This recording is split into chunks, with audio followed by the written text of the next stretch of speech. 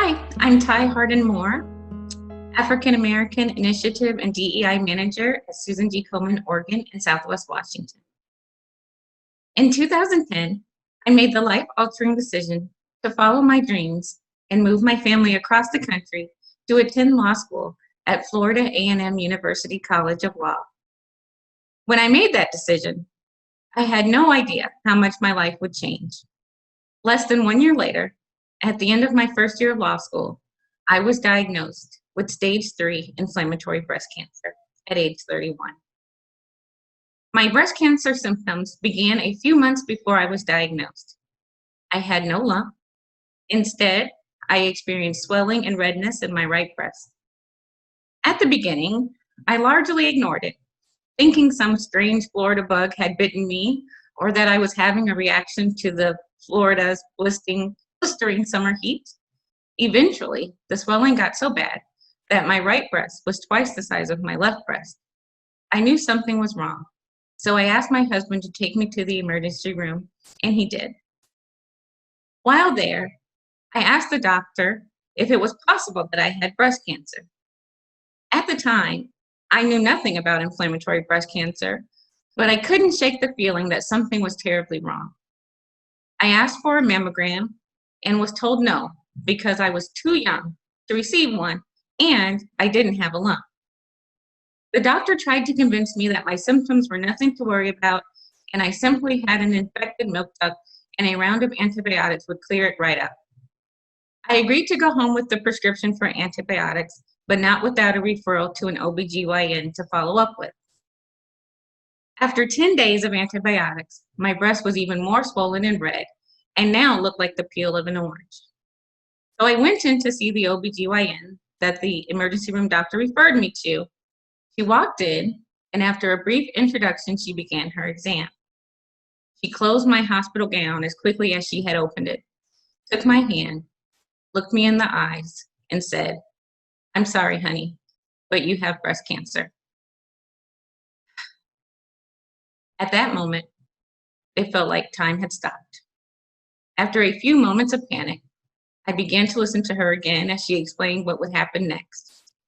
I would go for an emergency mammogram that she was sure would indicate breast cancer, and then I would have a biopsy to confirm it. She then explained that inflammatory breast cancer is rare, but very aggressive, so we had to move quickly. As my head continued to spin, she politely asked if her fellow could come in to view my breast, since this may be the only time that they get to see inflammatory breast cancer in real life, and I obliged. Once they left the room and I was alone, all I could do was cry. How was I going to tell my husband? What was I going to say to my kids, who were only 4 and 5 at the time? Would I be able to finish law school? What did all of this really mean? What was I going to do? I walked out of the office and I called my husband, Andre, as I walked to the car. When he answered, I took a deep breath and I said, "I have breast cancer." Needless to say, he was just as shocked and upset to hear the news as I was. I didn't know what to say to him. I was still in a daze myself. So I told him we would talk when I got home. Next, I called my parents in Seattle. Like Andre and I, they were also shocked and devastated. A couple of days later, I had a mammogram and a biopsy and anxiously awaited the results. I was hoping against hope that this was all a mistake and I was fine. As I sat in my law school's atrium on the afternoon of July 18, 2011, waiting to head to my criminal law class, my phone rang. It was the doctor, and she said, "I'm sorry, but your biopsy results came back, and both tumors are cancer. Judy, the patient navigator, will be in touch with you tomorrow to help."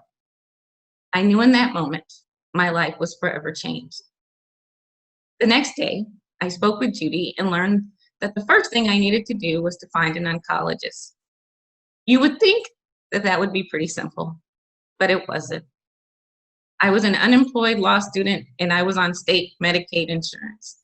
Every oncologist office that I called either didn't accept Medicaid or stated that I needed to be seen at the free clinic first and then referred to their office for treatment. And that process could take 1 month or more. Time I did not have. So I called Judy back, crying and pleading for help to find an oncologist willing to treat me. She called in a favor and got me an appointment with the best oncologist in Central Florida. Now that I had an oncologist, it was time to begin treatment and talk to my children. How do you explain breast cancer to a 4 and 5-year-old? I still don't know the answer to that, but Andre and I did our best to be honest with them. We explained that mama's hair will fall out, but I would still be beautiful. We explained that mama would be tired and sick, but their hugs and kisses would help give me strength. Overall, they showed an incredible amount of maturity and strength for their ages. Though I must admit, my daughter had a hard time dealing with my hair loss. My treatment was aggressive. It had to be to fight such an aggressive form of cancer. I fought through 18 grueling rounds of chemotherapy that caused sickness so severe that by the end of it, I truly believed that one more treatment would kill me. I fought through a bilateral mastectomy that meant a permanent change to my body and my sense of womanhood. And I fought through 6.5 weeks of 5-day-a-week radiation that burned my skin so badly, the radiation oncologist considered placing me in the burn unit. I went through hell, but I fought every step of the way. I fought for myself, but more so, I fought for my family because I knew that they needed me, and I was determined to stay here with them. Though cancer made me physically weak, at the same time, it gave me a strength I didn't even know I had. As I progressed through treatment, I began sharing my story and quickly learned that I was not alone. There were too many women, particularly African American women, who had to fight to get a proper diagnosis because they were too young to have cancer. There were too many women out there who were afraid to burden their families with their diagnosis, so they kept it a secret. There were too many women who didn't seek treatment at all because of the financial burden it would place on them and their family. So I continued to share my story and encouraged others to be diligent about their breast health. But what I learned most from sharing my story was the importance of being your own best advocate. From the beginning of my breast cancer journey, I had to advocate for myself and for what I needed. Through sharing my story, I encouraged others to be their own best advocates and to ask for what they need as they move through their personal cancer journey, and to not stop until they get the support that they needed to get through it. In May 2012, my journey with inflammatory breast cancer came to an end when I completed radiation and was deemed cancer-free. I returned to my pre-breast cancer life and began to live again, without the dark cloud of cancer hanging over me. I graduated from law school in 2014 and moved my family back to the Pacific Northwest soon after. Everything was going well until 6 years after my initial diagnosis, when I fell ill while traveling home from a speaking at a breast cancer event in Florida. While on the plane, I became short of breath and passed out in the aisle. When I came to, there was a small crowd of flight attendants and passengers around me. One of the passengers was a doctor, and she asked if I had any health problems or if I was on any medication. I told her no, but I shared that I was taking tamoxifen for breast cancer, but I was cancer-free. She urged me to follow up with my doctor when I got home. Once I was off the plane, I noticed I was still short of breath, but felt okay overall. The following day, I began to cough and assumed I had caught a cold while traveling. After a few more days of feeling very sick with a painful cough and shortness of breath, I started to think I had pneumonia, which I had had before. My doctor started me on antibiotics and said I should feel better in a few days. After another week, I was feeling worse and I could barely breathe. My doctor prescribed more antibiotics. Another week went by and I still wasn't any better. I went in to see my doctor, and by the time I walked the short distance from the elevator to the front desk, I was so out of breath, I fainted. My doctor was still convinced I had pneumonia and urged me to try a third round of antibiotics, But something in my gut told me this was something else, something antibiotics wasn't going to fix. I asked for a referral to a pulmonologist, and after some convincing, I received it. When I met with the pulmonologist, she too believed I had pneumonia. But she placed me on oxygen, and I was able to convince her that I should get a CT scan to be sure what was happening in my body. She agreed, and the CT scan did indeed show something, but she wasn't quite sure what it was. So she referred me to a thoracic surgeon for a lung biopsy. The surgeon prepared me for the possibility that I may have lung disease, and I again anxiously awaited biopsy results.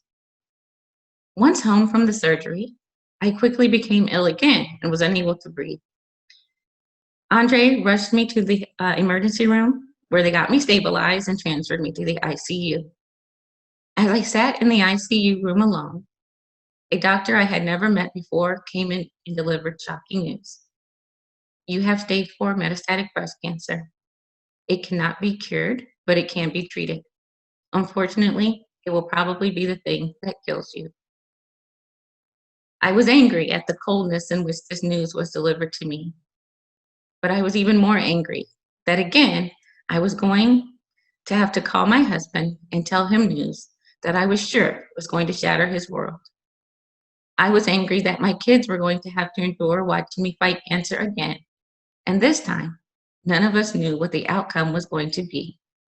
I was 37. I had been diagnosed with metastatic breast cancer in my lungs. I was oxygen dependent, and I felt like my life was quickly fading away. I prayed for guidance and peace. I prayed for clarity so that when I woke up in the morning, I would know what to do and how to handle this. And sure enough, it came. I woke up with a plan to find out as much as I could about metastatic breast cancer and my treatment options. As I began researching metastatic breast cancer, I found that treatment options had greatly advanced in recent years, and it was no longer an immediate death sentence, but it was still a very scary disease with a very poor prognosis. Research suggests that the life expectancy of someone with stage 4 metastatic breast cancer is 1.5 to 2 years. As I read those statistics, I decided two things. One, those statistics wouldn't apply to me. They couldn't apply to me because I had too much living to do. I had to live to see my children graduate from high school, graduate from college, get married, and have children of their own. I called out to God. I bargained with God and pleaded for more time. The second thing I decided was that it was time to take action. I again took the reins and began advocating for myself, making my wishes clear to every doctor involved in my care. I wanted the most aggressive treatment, and I wanted it fast. It was time to fight and fight hard. So I began treatment, this time knowing that while the treatment would eventually change, it would never end, and I would have to endure some form of treatment for the rest of my life if I wanted a chance to live. Another way I took action was by becoming involved with Komen, Oregon's African American Initiative. The aim of the African American Initiative is to address disparities among African American women, particularly around late-stage diagnosis and mortality rates. This initiative is so important because despite similar screening rates, Black women are 40% more likely to die from breast cancer than white women. As Komen's African American Initiative Manager, I am working with our community and our health systems to collect data and identify the interventions needed to address these disparities and save lives. As I enter my third year of living with metastatic breast cancer, I want you to know one thing. I deserve to live. I deserve the opportunity to see my children grow up. I deserve to grow old with my husband.